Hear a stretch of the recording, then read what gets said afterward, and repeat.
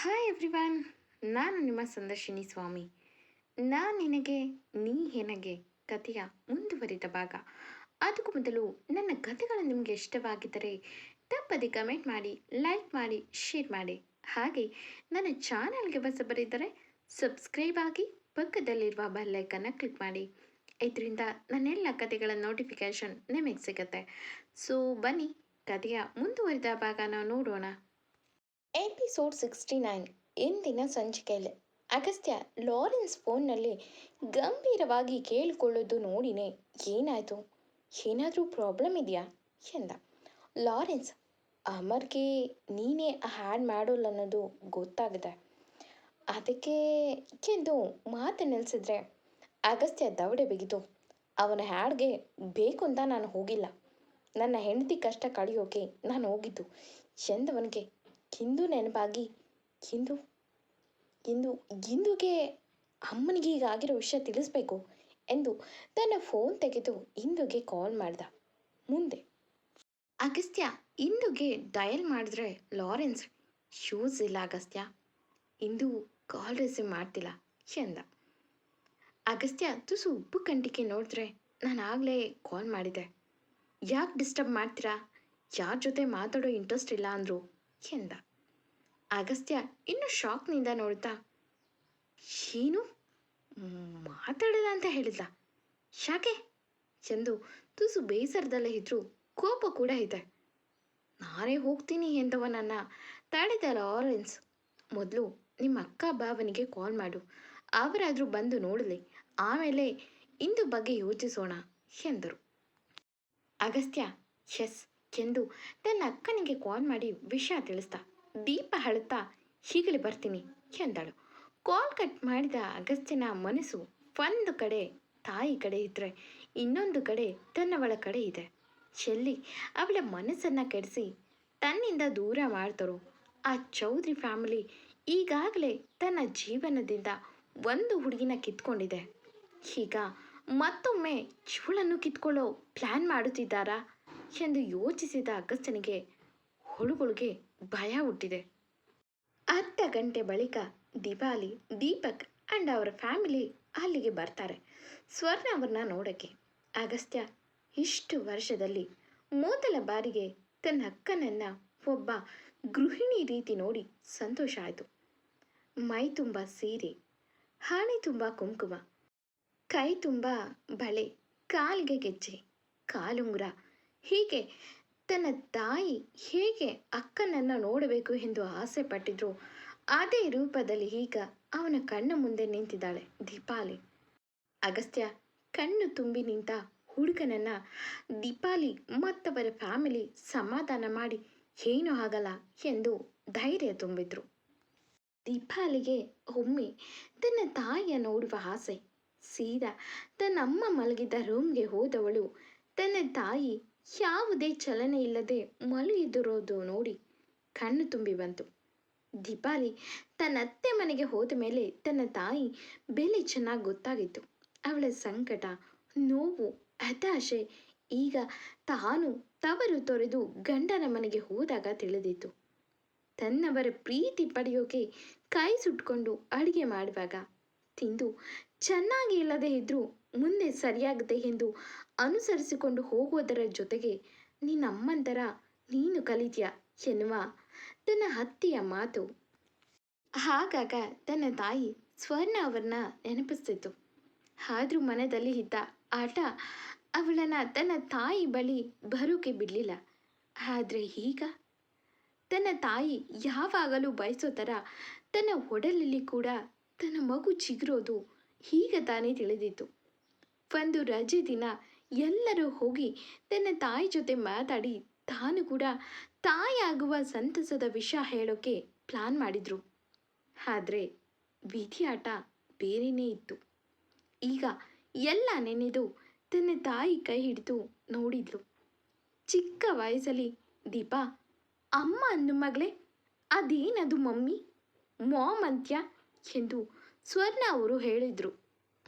ಅದಕ್ಕೆ ದೀಪ, ಮಾಮ್ ಅದು ಹಳ್ಳಿ ಗುಗ್ಗು ಸ್ಟೈಲ್, ನಾನೇನಿದ್ರು ನಮ್ಮ ರೇಂಜ್ಗೆ ಕರೆಯೋದು, ಈ ಅಮ್ಮ ಗಿಮ್ಮ ಎಲ್ಲ ನನಗೆ ಕರೆಯೋಕೆ ಇಷ್ಟ ಆಗಲ್ಲ. ನಾನೇನು ನಿನ್ನ ಹಾಗೆ ಹಳ್ಳಿ ಹುಡುಗಿ ಅಲ್ಲ ಎಂದು ಸ್ವರ್ಣ ಅವರಿಗೆ ಮುಖಕ್ಕೆ ಹೊಡೆದ ರೀತಿ ಹೇಳಿದ್ಲು. ಆದರೆ ಈಗ ಮಾಮ್ ಎಂದು ಕರೆಯಬೇಕಾದ ವರ್ಡ್ ಅಮ್ಮ ಎಂದು ಬಂದಿತ್ತು. ಒಮ್ಮೆಯೂ ತನ್ನ ತಾಯಿ ಮುಖಕ್ಕೆ ಮುಖ ಕೊಟ್ಟು ನಗುತ್ತಾ ಮಾತಾಡದ ದೀಪ ತುಸು ಹತ್ತಿರದಿಂದ ಕಣ್ಣು ಮುಚ್ಚಿ ಮಲಗಿರುವ ಸ್ವರ್ಣವನ್ನ ನೋಡಿ ಕಣ್ಣೀರಾಗುತ್ತಾ, ಅಮ್ಮ ಎದ್ದೇಳಮ್ಮ, ನಾನು ನಿನ್ನ ಮಗಳು ದೀಪಾಲಿ ಬಂದಿದ್ದೀನಿ ಎಂದು ಅಲುಗಾಡಿಸಿದವಳಿಗೆ ಅವರ ನಿರುತ್ತರ ನೋಡಿ ನಿರಾಸೆಯಿಂದ ಅಮ್ಮ ಎಂದು ಕಣ್ಣೀರಿಡುವ ಹುಡುಗಿ ಮನಸ್ಸು ಒಮ್ಮೆ ತನ್ನ ತಾಯಿ ಎದ್ದು ಮಾತಾಡಬಾರದ ಎನಿಸಿತು.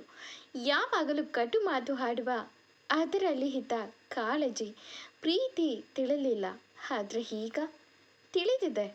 ಬಟ್ ತನ್ನ ತಾಯಿ ಮಾತಾಡ್ತಿಲ್ಲ ಎಂದುಕೊಂಡ ದೀಪಾಲಿ, ಅಮ್ಮ ಎದ್ದೇಳಮ್ಮ, ನಾನು ನಿನ್ನ ಜೊತೆ ತುಂಬ ಮಾತಾಡಬೇಕು. ನಾನು ನಿನಗೆ ಒಂದು ಗುಡ್ ನ್ಯೂಸ್ ಹೇಳಬೇಕು ಅಮ್ಮ. ಎದ್ದು ಒಂದ್ಸಲ ದೀಪ ಎಂದು ಗದರಮ್ಮ ಎಂದು ಅಳುತ್ತಿದ್ದವಳ ಸ್ವರ ಸ್ವರ್ಣ ಅವರ ಕಿವಿಗೆ ತಲುಪಲಿಲ್ಲ. ದೀಪಾಲಿಗೆ ಈಗಲೂ ಅವರಿಂದ ಯಾವುದೇ ಪ್ರತಿಕ್ರಿಯೆ ಬಾರದನ್ನು ನೋಡಿ ಈಗ ತನ್ನ ತಾಯಿ ತನ್ನಿಂದ ದೂರ ಹೋಗೋಕ್ಕೆ ಪ್ರಯಾಣ ಮಾಡುತ್ತಿದ್ದಾಳೆ ಎನಿಸಿತು. ಯಾವಾಗಲೂ ತನ್ನ ಮನೆ, ಮಕ್ಕಳು, ಗಂಡನ ಸಂತೋಷಕ್ಕಾಗಿ ಇದ್ದ ಜೀವ ಇಂದು ತನ್ನ ಇಹಲೋಕದ ಪ್ರಯಾಣ ಮುಗಿಸೋಕೆ ಕೊನೆಗಳಿಗೆ ಎಣಿಸುತ್ತಿದ್ದಾರೆ ಎನಿಸಿದ್ದು ಸುಳ್ಳಲ್ಲ.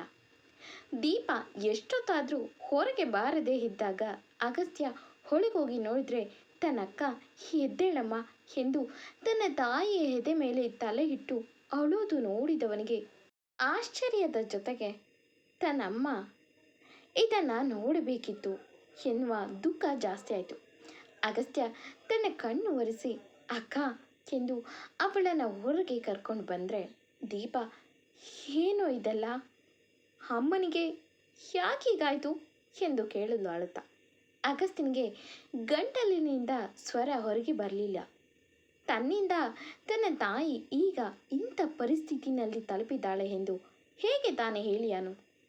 ಶಂಕರ್ ಯಾಕೋ ತಲೆ ಸುತ್ತಿ ಬಿದ್ದಿದ್ದಾಳೆ, ಅಗಸ್ತ್ಯ ಹಾಸ್ಪಿಟಲ್ಗೆ ಸೇರಿಸಿದ್ದಾನೆ ಎಂದು ಮಾತು ಮುಗಿಸಿದವರ ಧ್ವನಿ ಗದ್ಗದಿತವಾಗಿದೆ.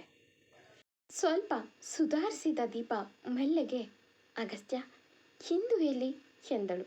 ಅಗಸ್ತ್ಯ ತನ್ನ ಅಕ್ಕನಿಗೆ ಹಿಂದೂ ಅಂದ್ರೇ ಆಗುತ್ತಿರಲಿಲ್ಲ. ಅಂಥದ್ರಲ್ಲಿ ಈಗ ಹಿಂದೂ ಎಲ್ಲಿ ಎಂದು ಕೇಳಿದವಳ ಮಾತಲ್ಲಿ ಯಾವುದೇ ಜಂಬ ಇಲ್ಲ. ಅಗಸ್ತ್ಯ ಅದು ಎಂದು ಮಾತು ಮುಂದುವರಿಸುವ ಮುನ್ನ ಡಾಕ್ಟರ್ ಬಂದು ಶಂಕರ್ ಅವರ ಮುಂದೆ ನಿಂತು, ನೋಡಿ ಅಗಸ್ತ್ಯ ಅಂತ ಕನ್ವರಿಸ್ತಿದ್ದಾರೆ, ಅವರ ಕೊನೆ ಮಾತುಗಳು ಅನಿಸುತ್ತೆ, ಒಮ್ಮೆ ಹೋಗಿ ಮಾತಾಡಿ ಎಂದರು. ಅಗಸ್ತ್ಯ ಡಾಕ್ಟರ್ ಮಾತು ಮುಗಿಯೋ ಮುನ್ನ ತನ್ನ ತಾಯಿ ಇದ್ದ ವಾರ್ಡ್ಗೆ ಹೋಗಿ ಹೊಳಗೋದ. ಸ್ವರ್ಣ ಅವರು ಕಣ್ಣು ತೇರಿಸುತ್ತಾ ಬಾ ಎಂದು ಕೈ ಸನ್ನೆ ಮಾಡಿದ್ರು. ಅವನನ್ನು ನೋಡಿ ಅಗಸ್ತ್ಯ ಬೇಗ ಹೋಗಿ ತನ್ನ ತಾಯಿ ಕೈ ಹಿಡಿದು ಹೇಳಮ್ಮ ಎಂದವನ ಕಣ್ಣೀರು ಸ್ವರ್ಣ ಅವರ ಕೈ ಸೋಕಿತು. ಪ್ರತಿದಿನ ತನ್ನ ಮಕ್ಕಳು ತನಗಾಗಿ ಸಾಸುವೆಯಷ್ಟು ಪ್ರೀತಿ ಕೊಡಬಾರದಾ ಎಂದು ಬಯಸುವ ಜೀವಕ್ಕೆ ಅಗಸ್ತ್ಯನ ಕಣ್ಣೀರು ಕೂಗಿ ಹೇಳಿತು. ತನ್ನ ಮಗ ಕೊನೆಗೂ ತನ್ನ ತಾಯಿ ಮೇಲೆ ಪ್ರೀತಿ ತೋರಿದ ಎಂದು. ಸ್ವರ್ಣ ಅವರು ಅಂಥ ಪರಿಸ್ಥಿತಿನಲ್ಲೂ ತನ್ನ ಮಗನ ಕಣ್ಣೀರು ನೋಡೋಕ್ಕೆ ಬಯಸದೆ ಕಷ್ಟಪಟ್ಟು ಕೈ ಸರಿಸಿ ಅವನ ಕಣ್ಣೀರು ಒರೆಸಿ, ಸಾರಿ ಮಗನೇ, ನಿನ್ನಿಂದ ವಿಷಯ ಮುಚ್ಚಿಟ್ಟಿದ್ದೆ, ಆದರೆ ನಾನು ತಪ್ಪು ಮಾಡಿಲ್ಲ, ತಪ್ಪಾಗಿದೆ ಎಂದು ತೊದಲು ನುಡಿದ ಸ್ವರ್ಣ ಅವರು ಕಷ್ಟಪಟ್ಟು ತಮ್ಮ ಹೋಗುವ ಜೀವ ಹಿಡಿದಂತೆ ತಮ್ಮ ಎದೆನ ಹೊತ್ತಿ ಹೊರಗೆ ಗ್ಲಾಸ್ ಬಾಗಿಲ ಕಡೆ ತಮ್ಮ ದೃಷ್ಟಿ ಹರಿಸಿದ್ರು. ಅಲ್ಲಿ ತನ್ನ ಮಗಳು ಗಂಡ ಕಣ್ಣು ತುಂಬಿ ನಿಂತಿದ್ರು. ಸ್ವರ್ಣ ಅವರ ಕಣ್ಣೀರು ಜಾರಿ ಪಿಲ್ಲೋ ಸೋಕಿತು. ದೀಪ ತನ್ನ ತಾಯಿ ಕಡೆ ನೋಡಿ ಅಮ್ಮ ಎಂದವಳ ಲಿಪ್ ಮೂಮೆಂಟ್ ನೋಡಿ ಸ್ವರ್ಣ ಅವರಿಗೆ ಖುಷಿಯಾಗಿ ಸಣ್ಣ ನಗು ತಂದುಕೊಂಡು ಅಮ್ಮ ಎಂದು ತಮ್ಮ ತುಟಿಗಳನ್ನು ಆಡಿಸಿದ್ರು. ದೀಪ ನಿಂತಲ್ಲೇ ತನ್ನ ಹೊಟ್ಟೆಯ ಮೇಲೆ ಕೈ ಇಟ್ಟು ತಲೆ ಆಡಿಸಿ ಮಗು ಎಂದು ಸನ್ನೆ ಮಾಡಿದ್ಲು. ಸ್ವರ್ಣ ಅವರಿಗೆ ಅವಳ ಕೈ ಸನ್ನೆ ಅರ್ಥ ಆಗಿ ಖುಷಿಯಾಗಿ ಕಣ್ಣೀರು ಹೊರಗೆ ಹರಿಸಿದ್ರು ಅಷ್ಟೆ. ಅಗಸ್ತ್ಯ ಇಷ್ಟೊತ್ತು ತನ್ನ ತಾಯಿ ತನ್ನ ಅಕ್ಕನ ಮುಖ ನೋಡುತ್ತಿದ್ದ. ದೀಪ ತನ್ನ ಹೊಸ ರೂಪ ತೋರಿಸೋ ಥರ ಬಳೆ ಸೀರೆ ಹೇಗಿದೆ ಎಂದು ಕೇಳುತ್ತಿದ್ರೆ ತನ್ನ ತಾಯಿಯಿಂದ ಯಾವುದೇ ಪ್ರತಿಕ್ರಿಯೆ ಬಾರಲಿಲ್ಲ.